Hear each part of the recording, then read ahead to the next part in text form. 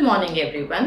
આજે આપણે બહુ જ કોમન ટર્મિનોલોજી એટલે સાઇનસ ઇન્ફેક્શન, જે આપણે રેગ્યુલર ભાષામાં કહેતા હોઈએ છીએ કે મને સાઇનસ થયું છે, મને નાકના પ્રોબ્લેમ છે, એ એક્ઝેક્ટલી શું છે, વોટ ઇઝ સાઇનોસાઇટિસને કઈ રીતે એને ટ્રીટ કરવાનું, એના વિશે આજે આપણે થોડી અવેરનેસ ટોક કરશું.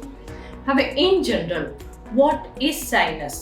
સાઇનસીસ આપણા સ્કલમાં એક હોલો રિજિયન્સ છે, જેમાં એનું મેઇન રોલ છે હ્યુમિડિફિકેશન કરવું અને આપણા સ્કલને લાઇટ વેઇટ બનાવવું. હવે આપણા બોડીમાં 4 સાઇનસીસ છે. આગળથી જોઈએ તો મેક્સિલા, બરાબર, પાછળ ઇથમોઇડ, એની પાછળ સ્ફિનોઇડ ને આગળના ભાગમાં ઉપરના સાઈડ આવે ફ્રન્ટલ સાઇનસીસ. હવે આ સાઇનસીસમાં શું થાય જેના લીધે સાઇનોસાઇટિસ થતું હોય છે, એટલે પેશન્ટ કઈ રીતે અમારી પાસે આવે? તો સૌથી પહેલાં નાકથી પાણી બહુ જ નીકળે છે, નાકમાંથી સ્મેલ વધી ગઈ છે, નાકમાં એક સાઈડ શ્વાસ નથી આવતો કે બંને સાઈડ શ્વાસ નથી આવતો, ફેશિયલ પેઇન, હેડેક થવા, આ બધા સાઇનોસાઇટિસના લક્ષણ છે. અમુક ટાઈમ તાવ બી આવી શકે અને વીકનેસ બી આવી શકે સાઇનોસાઇટિસના લીધે. હવે વેરી ઇમ્પોર્ટન્ટ, આ વસ્તુ કેમ થતી હોય છે?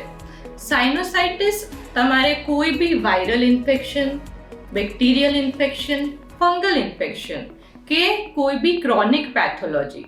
ક્રોનિક પેથોલોજી એટલે ઘણીવાર આપણી નાકની હાડકી એટલી બધી વાકી હોય કે સાદું ઇન્ફેક્શનથી બી આપણા સાઇનસીસના ઓપનિંગ બંધ થઈ શકે.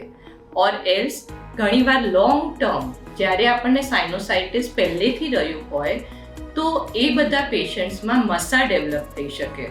આ બંને રીઝન્સમાં એક ઓબ્સ્ટ્રક્ટિવ કમ્પોનન્ટ આવે જે સાઇનોસાઇટિસને વધારે પ્રમોટ કરે. હવે આ પેશન્ટ્સમાં ઘણીવાર ગળાની પાછળ ચીકણો પદાર્થ એટલે પોસ્ટ નેઝલ ડ્રીપ આવતી હોય છે અને એ પેશન્ટ અમુક સેન્સિટિવિટીના લીધે એ ક્રોનિક કફમાં બી બદલાઈ શકે છે.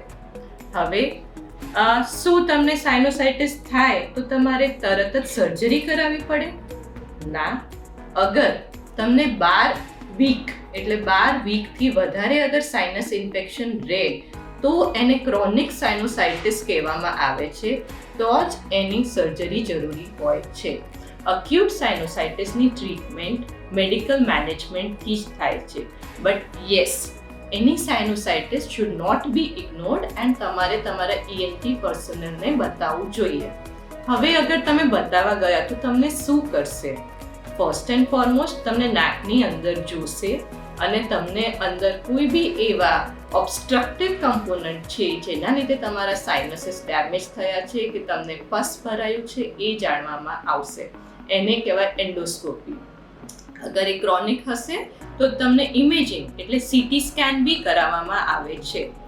અને last option, what is the treatment, definitive treatment of chronic રાઇનોસાઇનોસાઇટિસ?